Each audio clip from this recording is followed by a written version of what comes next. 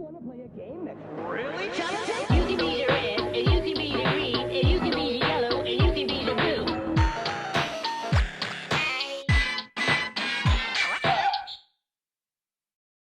Hello everyone and welcome to Cheap Noise in the House, the channel where we talk about electronic games and music production. I'm Cheap Noise and the survey says I'm in the house, and in this case, welcome to weird camera angles. Before you see, many viewers, I'm not at home today. I'm actually in a vacation home near the woods, and I'm gonna go on the lake this afternoon. It's gonna be a very fun time.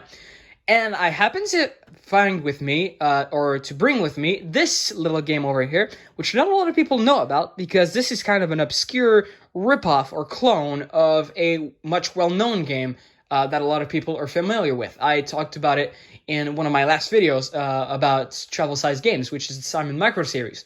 Well, this is kind of a ripoff of that, except it has more colors, and it's a lot bigger. It's as big as a Simon Swipe.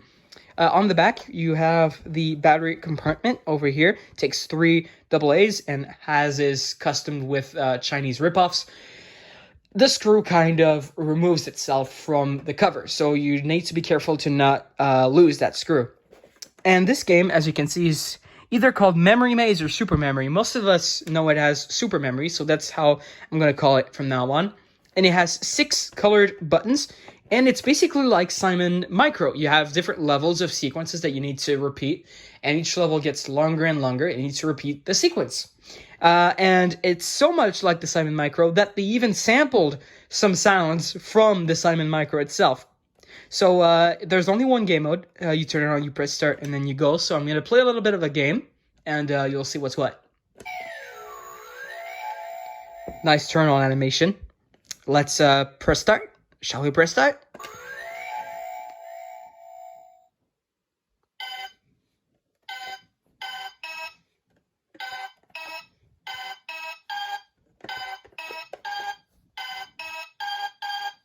So as you can see, kind of like Simon so far.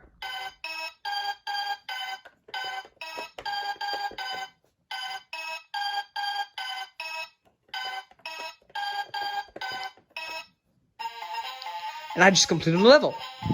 Now another sequence will be generated, and I need to finish it. And it goes faster and faster.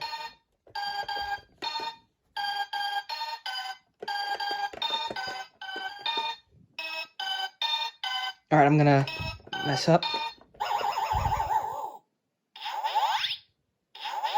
And that's what it does when you mess up. There's also a weird time over when you went out of time noise, which I'm going to show you hopefully later in this video. And there's also a battery alarm that will ring. There it goes.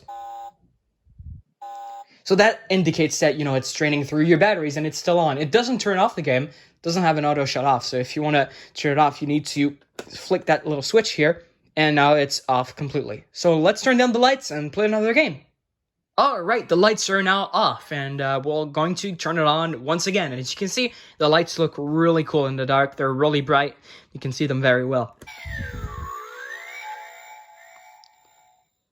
Okay, so let's start a game. I'll give us a sequence, like usual.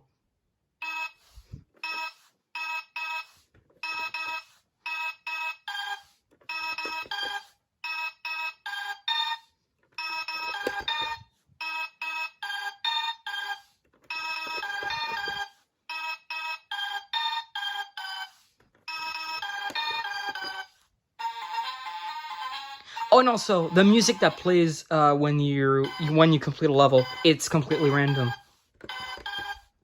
Now I'm going to show you another sound that it does when it times out. So when you run out of time, this is the sound that plays.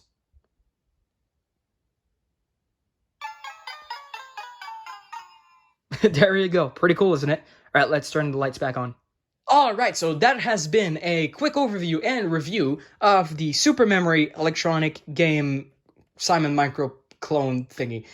Although it's a ripoff, I have to say I kind of enjoy this one. It's really fun. It has 6 colors instead of 4, so you have more stuff to remember. Of course, it doesn't have doubles and stuff, but still, it's like your original Simon, except with more colors and with levels. And it's fun to conquer different levels and hear the different music tracks that play. It's kind of cool and surprising every time to see how many music track there actually is. So if you can find it for cheap, I can't not recommend it. Although don't pay like $40 like I did.